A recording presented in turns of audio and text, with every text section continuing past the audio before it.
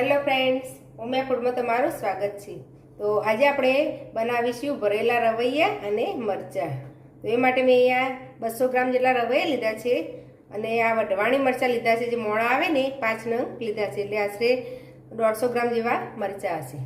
તો પહેલાં આપણે મસાલો તૈયાર કરીશું, પછી રવૈયાને કટ કરીશું।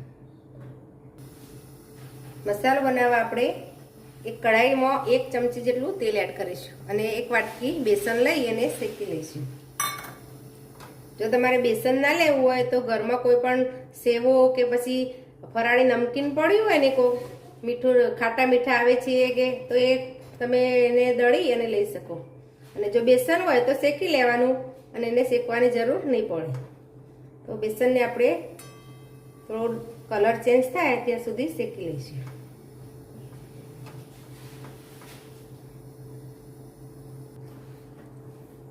तो बेसनનો कलर चेन्ज થઈ ગયો છે અને સુગંધ પણ સરસ આવવા લાગી છે। હવે આપણે ગેસ બંધ કરી દઈશું અને એમાં આપણે સિંગદાણાનો પાવડર, ક્રશ કરેલા સિંગદાણા છે પાવડર બનાવીને એડ કરી દઈશું।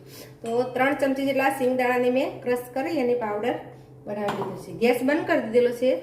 હવે ખાલી એમાં ગરમમાં મિક્સ કરી લઈશું એટલે સિંગદાણાની થોડી કચાશ દૂર થઈ જાય। મેં કાચા જ ક્રશ કર્યા છે। જો તમે શેકી અને ક્રશ કર્યા હોય તો એને શેકવાની જરૂર નહીં પડે। હવે આપણે ને ઠંડુ થવા દઈશું। તો હવે આપણે મસાલા કરીશું। તો મસાલામાં આપણે લાલ મરચું પાવડર એડ કરીશું। આપણે લીલા મરચાં એડ કરવાના છે એટલે પ્રમાણે તીખાશ જોતી હોય એ પ્રમાણે મરચું એડ કરવાનું। થોડી હળદર પાવડર, ધાણા જીરું આપણે 2 ચમચી જેટલું એડ કરીશું, થોડું આગળ પડતું એડ કરીશું। લીલું લસણ લીધું છે, અડધી વાટકી જેટલું લીલું લસણ એડ કરીશું। હવે મેં અહીંયા आदू मरचा अने मीठा લીમડાની અધકચરા ક્રશ કરી લીધો છે, એ આપણે એડ કરી દઈશું। થોડી આપણે હિંગ એડ કરીશું, ઓપ્શનલ છે પણ આપણે ચપટી એડ કરીશું। હવે સ્વાદ પ્રમાણે આપણે મીઠું એડ કરી દઈશું। તો નાની ચમચી છે એટલે 2 ચમચી જેટલું આપણે મીઠું એડ કરીશું। એમાં આપણે ખાંડ એડ કરીશું। મેં પાવડર ખાંડ લીધી છે દળેલી, તમે આખી લેવી હોય તે પણ લઈ શકો। તો એ મોટી ચમચી જેટલી આપણે ખાંડ એડ કરીશું। હવે એમાં આપણે લીંબુનો રસ એડ કરીશું। તો અડધું લીંબુ લીધું છે, એનો રસ એડ કરી દઈશું। બધું સરસ મિક્સ કરીશું। સરસ મિક્સ થઈ ગઈ છે। હવે આપણે અડધી ચમચી ગરમ મસાલો એડ કરીશું, ઓપ્શનલ છે પણ એનાથી ટેસ્ટ સારો આવે છે। અને 1 ચમચી આપણે તેલ એડ કરીશું। આપણે મીઠું થોડું ચડિયાતું એડ કરવાનું। મસાલામાં આપણે તમારે ટેસ્ટ કરવાનો, થોડું વધારે હોય એવું એડ કરવાનું, કારણ કે જ્યારે પછી સંભારમાં ભરીએ ને એટલે મીઠું ઓછું થતું હોય છે। એટલે આ રીતે સરસ હવે મિક્સ કરીને આપણો મસાલો તૈયાર છે। હવે આપણે રવૈયાને કટ કરી લઈશું। તો રવૈયાને આપણે આ રીતે ઉપરનો જે બેટરાનો ભાગ આવે છે કાઢી અને અહીંયાથી જ આપણે કાપા પાડીશું। તો આ રીતે આપણે 4 કાપા પાડી લઈશું અને આમ ચેક કરી લેવાના, અંદર ખરાબ ના હોય। તો હું તમને બતાવી દઉં, આ રીતે આપણે ઉપરથી જ કાપા પાડી લઈશું। આ રીતે ચેક કરવાનું કે અંદર સડેલો ભાગ ના હોય। આ રીતે આપણે બધા રવૈયાને કટ કરી લઈશું। અને મરચાંને પણ આપણે આ રીતે કટ કરી અને અંદરથી બી વધારે હોય ને તો તમારે કાઢી લેવાના। બી વધારે નથી મારે એટલે હું કાઢતી નથી, વધારે હોય તો કાઢી લેવાના। આ રીતે આપણે બધા તૈયાર કરી લઈશું। તો બધા રવૈયા મેં કટ કરી લીધા છે। હવે આપણે મસાલો ભરીશું। તો મસાલો ભરતા પહેલાં એમાં આપણે તલ એડ કરવાના રહી ગયેલા, તે આપણે 2 ચમચી તલ એડ કરીશું। મેં તલ ક્રશ નથી કર્યા, આખા જ તલ લીધા છે એટલે એની ફ્લેવર ને એનો ક્રંચ જે હોય ને સરસ લાગે છે। હવે મિક્સ કરી લીધું છે। હવે આપણો મસાલો તૈયાર છે। આપણે મસાલાને આ રીતે ભરી દેવાનું છે। આ રીતે તમારે થોડું પ્રેસ કરી અને ભરવાનું, આ રીતે અંદર સુધી જાય ને એ રીતે। પછી આ રીતે પેક કરી લેવાનું। આ રીતે આપણે સંભાર ભરી લઈશું। મરચાંની પણ એ જ રીતે આપણે મરચાંમાં થોડો મસાલો વધારે ભરવાનો, કારણ કે એમાં જગ્યા વધારે હોય છે ને એટલે વધારે ભરવાનું. આ રીતે એને પણ પેક કરી દેવાનું. તમારે મસાલામાં લીલા ધાણા એડ કરવા હોય તો એ પણ તમે એડ કરી શકો. આ રીતે આપણે બધા મરચાં અને રીંગણ ભરી લઈશું. તો બધા મરચાં આપણા અને રીંગણ બધા ભરાઈ ગયા છે. ને આટલો મસાલો આપણો વધે છે. આનો ઉપયોગ પણ આપણે પાછળથી કરીશું. તો હવે આપણે વઘાર કરી લઈશું. વઘાર કરવા આપણે કઢાઈમાં 2 મોટી ચમચી જેટલું તેલ એડ કરીશું. આમાં તેલ થોડું વધારે એડ કરવાનું. હવે એમાં આપણે જીરું એડ કરી લઈશું. તમારે રાઈ એડ કરવી તો રાઈ પણ એડ કરી શકાય. થોડી આપણે હિંગ એડ કરીશું. ગેસ આપણે એકદમ સ્લો કરી દઈશું. હવે જીરું થોડું તતડવા લાગ્યું છે એમાં આપણે મરચાં એડ કરીશું. તો પહેલાં આપણે મરચાં આ રીતે મૂકી દેવાના.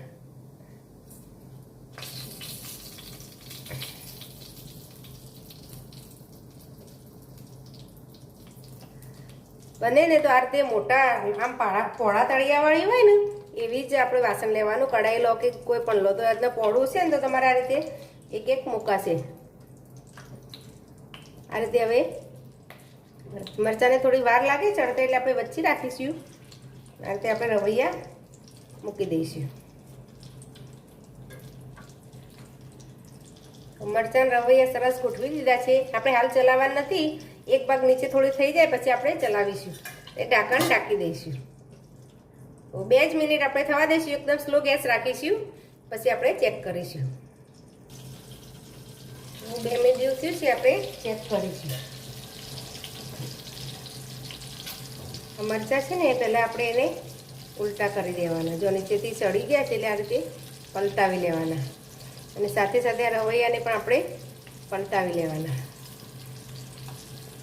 એટલે એકદમ સરસ ક્રિસ્પી જેવા ચડી જશે. આ રીતે પલટાવી લઈશું. આપણે વધારે ચલાવીશું ને તો મસાલો બધો બહાર આવી જશે. એટલે આપણે હળવા હાથે આ રીતે પલટાવી લઈશું. મરચાંને પણ આ રીતે આપણે પલટાવી લેવાના. નીચેનો ભાગ ચડી ગયો છે. હવે આ ભાગ આપણે ચડશે. ચેક કરી લઈશું ફરી આપણે.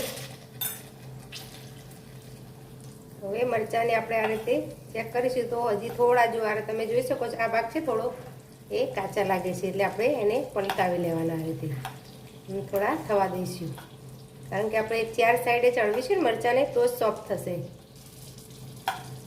ને રવૈયા તો ચડી જશે એને વાર નહીં લાગે. એટલે આપણે થોડી વાર ચડવા દઈશું. આ રીતે હવે મિક્સ કરીશું તો બહુ મસાલો નહીં નીકળે. હવે જે કાચા મરચાં હોય ને આ રીતે વચ્ચે લાવવાના. જે ચડી ગયા હોય ને એને સાઈડમાં કરી દેવાના. આજે લીલું લાગે છે વધારે એટલે આપણે આને વચ્ચે લાવી ને ચડવા દઈશું. રવૈયા પણ આ રીતે હવે વચ્ચે લાવી અને ચડવા દેવાના. હવે ઢાંકણ ઢાંકી દઈશું.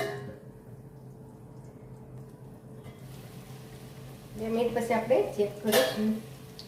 તો સરસ ચડવા આવી જ ગયા છે. હવે આપણે આ રીતે થોડું હાથમાં પાણી લઈ છાંટી દેવાનું. ક્રિસ્પી થઈ ગયા પણ હવે આપણે એકદમ સોફ્ટ કરવાના. આ રીતે થોડું પાણી લઈ પાછા આપણે ચડવા દઈશું.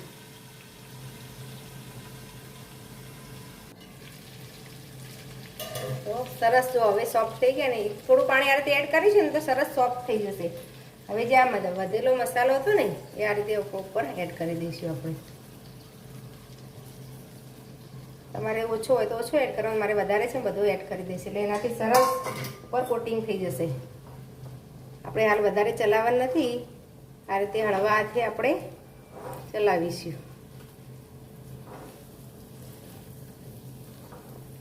ને મસાલો આપણો ચડવેલો જ છે લોટને એટલે વધારે ચડાવવાની જરૂર નહીં પડે.